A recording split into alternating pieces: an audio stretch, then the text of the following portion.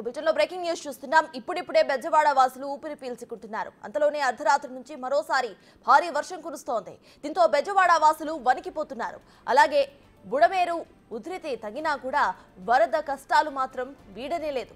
ఇంకా జలదిగ్బంధంలోనే విజయవాడ నగరం చిక్కుకొని ఉంది. వరద తీవ్రత తగ్గిన కాలనీలు నీట మునిగే ఉన్నాయి. నిర్వాసితులు విద్యుత్తు, మంచినీరు లేక ఇబ్బందులు పడుతున్నారు. వారికి సహాయ పునరావాస కార్యక్రమాలు ముమ్మరంగా కొనసాగుతున్నాయి.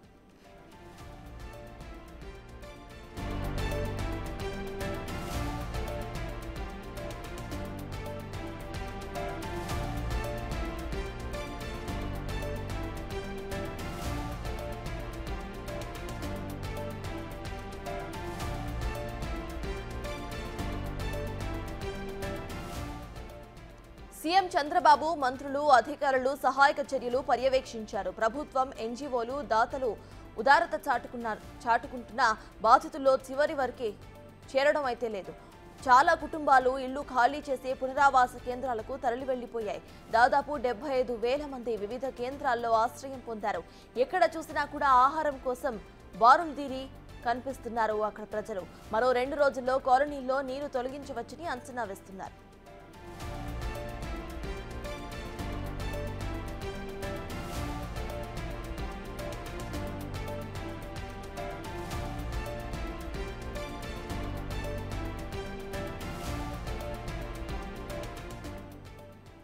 సీఎం చంద్రబాబు ఎన్టీఆర్ జిల్లా కలెక్టరేట్లో అధికారులతో సమీక్షించడంతో పాటు పలు కాలనీస్ లో తిరిగారు కూడా.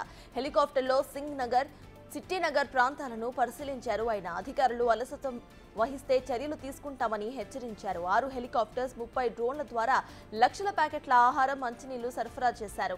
నీటి ఉధృతి తక్కువగా ఉన్న కాలనీస్ లో ట్రాక్టర్స్ ద్వారా నిత్యావసరాలను అందించారు.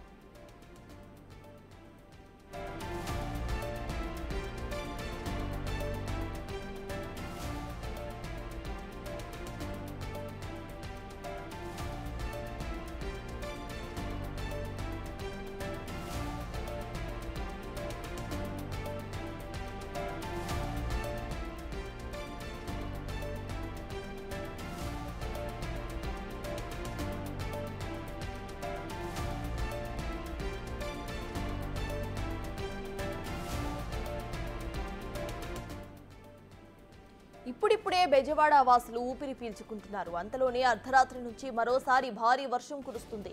దీంతో బెజవాడ వాసులు వణికిపోతున్నారు. అలాగే బుడమేరు ఉధృతి తగ్గినా వరద కష్టాలు మాత్రం వీడలేదు. ఇంకా జలదిగ్బంధంలోనే విజయవాడ నగరం చిక్కుకుని ఉంది. వరద తీవ్రత తగ్గినా కాలనీలు నీట మునిగే ఉన్నాయి. నిర్వాసితులు విద్యుత్తు, మంచినీరు లేక ఇబ్బందులు పడుతున్నారు.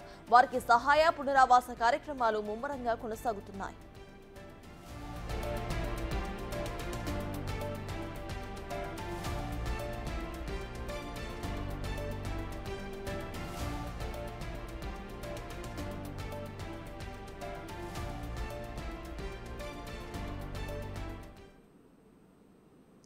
విజయవాడలో ప్రెజెంట్ సిచ్యువేషన్ ని మా ప్రతినిధి రాజు అందిస్తారు. రాజు, చెప్పండి, ప్రెజెంట్ అక్కడ సిచ్యువేషన్ ఎలా ఉంది? అక్కడ అధికారులు ఏ మేరకు పనులు చేస్తున్నారు? ప్రజల ఇబ్బందులు ఎలా ఉన్నాయి? గత 4 రోజులుగా కూడా నిర్విరామంగా ఈ సహాయక చర్యలు అయితే కొనసాగుతున్నటువంటి పరిస్థితి అయితే కనిపిస్తుంది. ముఖ్యంగా అటు సింగినగర్, చిట్టినగర్, అదేవిధంగా అటు వాంబే కాలనీ, జక్కంపూడి కాలనీ, ఈ కాలనీల్లో ఎక్కువగా అయితే ఇంకా వరద ప్రభావం ఉంది. దీంతో పాటుగా నందమూరి నగర్లో వాటర్ ఫ్లో అయితే కొనసాగుతున్నటువంటి పరిస్థితి ఉంది. అయితే గత 3 రోజులతో పోలిస్తే ఇప్పుడు ప్రస్తుతం కొన్ని చోట్ల 1 అడుగు వాటర్ ఉంటే, కొన్ని చోట్ల 2 అడుగుల వరకు మాత్రమే వాటర్ ప్రవహిస్తున్నటువంటి పరిస్థితి ఉంది. దీంతో సహాయక చర్యలతో పాటుగా ముఖ్యంగా చూస్తే పారిశుద్ధ్య పనులను చేయడానికి అధికారులు అయితే రంగం సిద్ధం చేసినట్టుంది. కానీ ఇక్కడ వర్ష తీవ్రత క్షణక్షణం పెరుగుతుంది. ఇప్పటి వరకు ముంపుకు సంబంధించి మనం చూస్తున్నాం. గత 4 రోజులుగా వరదలు మొత్తం విజయవాడ నగరాన్ని ముంచుతుంటే ఆ 3 రోజుల నుంచి కూడా వర్షం అనేది లేకుండా కొంత సహాయక చర్యలకు కానీ వాళ్ళకి సంబంధించినటువంటి పనులు చేయడానికి కానీ ఎట్లాంటి ఇబ్బందులు లేకుండా ఉన్నాయి. కానీ తెల్లవారుజామున దాదాపుగా 3 గంటల 30 నిమిషాల సమయం తర్వాత నుంచి కంటిన్యూగా వర్షం కురుస్తున్నటువంటి పరిస్థితి కనిపిస్తుంది. దీంతో విజయవాడలో వర్షం వస్తున్నటువంటి నేపథ్యంలో ప్రజలు మొత్తం అంతా కూడా భయాందోళనకు గురవుతున్నారు. వర్షం పేరు చెప్తేనే బెజవాడ వాసులందరూ కూడా వణికిపోతున్నటువంటి పరిస్థితి కనిపిస్తుంది. కనిపిస్తుంది. ముఖ్యంగా చూస్తే అటు ఆ సహాయక చర్యలు చాలా మందికి అటు ఫుడ్ కానీ, ఆ వాటర్ బాటిల్స్ కానీ, అదేవిధంగా ఆ పాల ప్యాకెట్లు కానీ అందించడానికి అధికార యంత్రాంగం సిద్ధమవడం, దానికి తోడు వాళ్ళకి కావాల్సిన అన్నింటినీ కూడా సింగనగర్ ఫ్లైఓవర్ వరకు చేర్చగలుగుతున్నారు. అక్కడి నుంచి మొత్తం వాళ్ళకి వాటర్ కానీ ఫుడ్ కానీ అది ఎక్కడో మూలనున్నటువంటి చివరనున్నటువంటి వాళ్ళకి అందకపోవడంతో తీవ్ర నిరాశ వ్యతిరేకత అయితే వస్తున్నటువంటి పరిస్థితి అయితే కనిపిస్తుంది.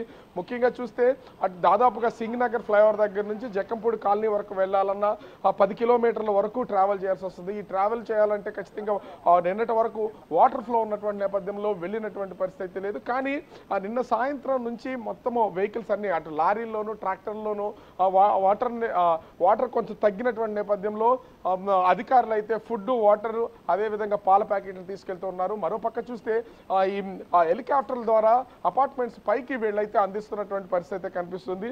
కానీ ఈ రోజు అంటే 4వ రోజు సహాయక చర్యల్లో భాగంగా మొత్తము అటు సింగనగర్ నుంచి జక్కంపూడి కాలనీ వరకు ఉన్నటువంటి 10 కిలోమీటర్లలో విస్తీర్ణంలో ఎక్కడ వరద ప్రభావిత ప్రాంతం ఉన్న ఇళ్ళు కానీ, రోడ్లు కానీ వీటన్నింటినీ క్లీన్ చేయడానికి సంబంధించి దాదాపుగా 10,000 మంది పారిశుద్ధ్య కార్మికుల సిబ్బందిని అయితే సిద్ధం చేసినటువంటి పరిస్థితి అయితే ఉంది. కానీ ఆ పనులకు కొంతవరకు ఆటంకం కలుగుతుందని చెప్పొచ్చు. రాత్రి నుంచి వర్షం కురవడం, ఇప్పుడు అంటే దాదాపుగా ఒక 10 నిమిషాల క్రితం కొంతవరకు ఇంకా తుఫరు పడుతూనే ఉంది, ఉపశమనం కలిగిందని చెప్పొచ్చు. వాతావరణంలో ఇదే కంటిన్యూ అయితే కనుక సహాయక చర్యలతో పాటుగా పారిశుద్ధ్య కార్మికులతో మొత్తం ఒక క్లీన్ సిటీగా అంటే ముందు వర్షానికి ముందు ఎలా ఉందో అలా రెడీ చేయడానికి అయితే అధికార యంత్రాంగం సిద్ధమై ఉన్నటువంటి పరిస్థితి అయితే ఉంది. కానీ వర్షం మాత్రం కొంత ఆటంకం కలిగిస్తుందని చెప్పొచ్చు. ముఖ్యంగా చూస్తే ఇక్కడ ఖచ్చితంగా మారుమూల ఉన్నటువంటి అంటే ముంపులో ఉన్నటువంటి ప్రజలకు మాత్రము వాటర్, ఫుడ్ అయితే అందుతున్నటువంటి పరిస్థితి లేదు. నిన్న అటు సీఎం స్వయంగా జక్కంపూడి కాలనీ వరకు వెళ్ళినటువంటి పరిస్థితి ఉంది. ఒక బుల్డోజర్లో జక్కంపూడి కాలనీ వరకు మారుమూలలో ఉన్నటువంటి ప్రదేశం వరకు వెళ్ళి వాళ్ళతో మాట్లాడి అధికార యంత్రాంగాన్ని అలర్ట్ చేసి వాళ్ళకి ఫుడ్ అందేలాగా చేస్తామని హామీ ఇచ్చి వచ్చినటువంటి పరిస్థితి ఉంది. అప్పటి వరకు కొన్ని అపార్ట్మెంట్స్కి సంబంధించి అధికారులు కూడా వాళ్ళకి హెలికాప్టర్ల ద్వారా ఫుడ్ అందించినటువంటి పరిస్థితి కనిపిస్తుంది. మరోపక్క అంటే ఇదంతా సింగనగర్, అదేవిధంగా వాంబే కాలనీ, జక్కంపూడి కాలనీ, నందమూరి నగర్ ఈ ప్రదేశాలకు సంబంధించి ఈ పరిస్థితి కొనసాగుతుంటే మరోపక్క ఇటు కృష్ణమ్మ ఒక్కసారిగా ఉధృతంగా 3 రోజుల నుంచి ప్రవహించడం, కృష్ణానది ఉప్పొంగినటువంటి నేపథ్యంలో కృష్ణాలంక వాసులు ముంపులోకి వెళ్ళినటువంటి పరిస్థితి ఉంది. వీళ్ళతో పాటుగా రామలింగేశ్వర నగర్కి సంబంధించినటువంటి వాళ్ళు, అలా దిగువ ప్రాంతాలకు సంబంధించినటువంటి వాళ్ళు కూడా ఇంకా ముంపులో ఉన్నటువంటి పరిస్థితి కనిపిస్తుంది. వాళ్ళకి కూడా సహాయక చర్యలు అందిస్తున్నటువంటిది అయితే కనిపిస్తుంది. అయితే ఆ కృష్ణమ్మ కొంత వడివడిగా పరవళ్ళు తగ్గడం, ఆ వరద వృద్ధి తగ్గినటువంటి నేపథ్యంలో అధికార యంత్రాంగం అయితే ఊపిరి పీల్చుకుంటున్నారు. కానీ వర్షం పడుతుంటే మాత్రం వణుకొచ్చేస్తున్నటువంటి పరిస్థితి ఉంది. ఏ క్షణము ఎటువైపు నుంచో అటు ఆంధ్రాతో పాటుగా తెలంగాణ ప్రాంతంలో ఎగువ ప్రాంతాల్లో ఎక్కువగా వర్షాలు కురుస్తున్నటువంటి నేపథ్యంలో ఆ వర్షాలకు భయపడుతున్నట్టు ఆ వర్షపు నీరు వరద రూపంలో ఆంధ్రప్రదేశ్ మీద, ముఖ్యంగా అటు తెలంగాణకు సంబంధించి బోర్డర్లో జిల్లాలుగా ఉన్నటువంటి ఎన్టీఆర్ జిల్లా మీద, అటు పశ్చిమ గోదావరి జిల్లా, ఏలూరు జిల్లా మీద ఎక్కువగా వస్తున్నటువంటి నేపథ్యంలో వణికిపోతున్నటువంటి పరిస్థితి కనిపిస్తుంది. గత 3 రోజుల నుంచి కూడా చూసాం ప్రకాశం బ్యారేజ్ దగ్గర కృష్ణమ్మ ఎంత ఉధృతంగా ప్రవహించిందో. కానీ ఈ రోజు కొంతవరకు చూస్తే 4వ రోజు కొంత ఆ ప్రవాహం అనేది తగ్గిందని చెప్పొచ్చు. ఇక్కడ ప్రవాహం తగ్గితే ఖచ్చితంగా అటు బుడమేరు పొంగినా కూడా ఆ వాటరు విజయవాడ సిటీ మీదకి రాకుండా మొత్తం వాటర్ అంతా కూడా కృష్ణా నదిలోకి ప్రవహించే అవకాశం అయితే ఉంటుంది.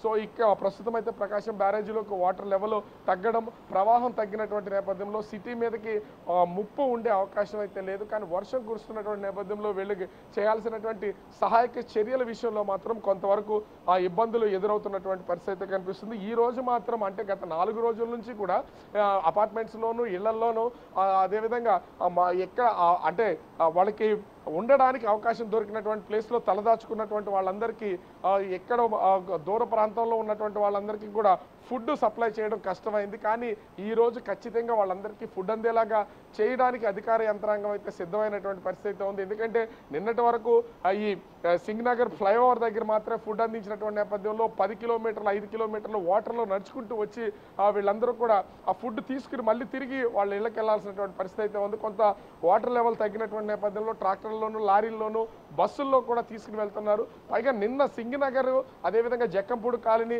ఆ నందమూరి నగర్ ఆ వాంబే కాలనీ ప్రాంతాలకు సంబంధించి దాదాపుగా 50,000 మంది పైనే ముంపులో ఉన్నటువంటి నిర్వాసితులందరూ కూడా అటు సింగనగర్ ఫ్లైఓవర్ దాటి సిటీలోకి అయితే అంటే ముంపు లేనటువంటి ప్రాంతాలకి వాళ్ళకి తెలిసినటువంటి బంధువులు చుట్టాలు అదేవిధంగా తెలిసినటువంటి వాళ్ళకి ఈ ఇళ్ళకి అదే కొంతమంది దూర ప్రాంతాలకు కూడా వెళ్ళిపోయినటువంటి పరిస్థితి ఉంది. ఎందుకంటే మరొక 3-4 రోజులు ఇక్కడ ఇదే పరిస్థితి కొనసాగుతుంది. అదేవిధంగా వాటర్ లెవెల్ తగ్గినా కూడా ఇళ్లతో పాటుగా రోడ్లన్నీ కూడా బురదమయం అవడంతో పాటు కొంత వ్యాధులు సోకే అవకాశం ఉంటుంది.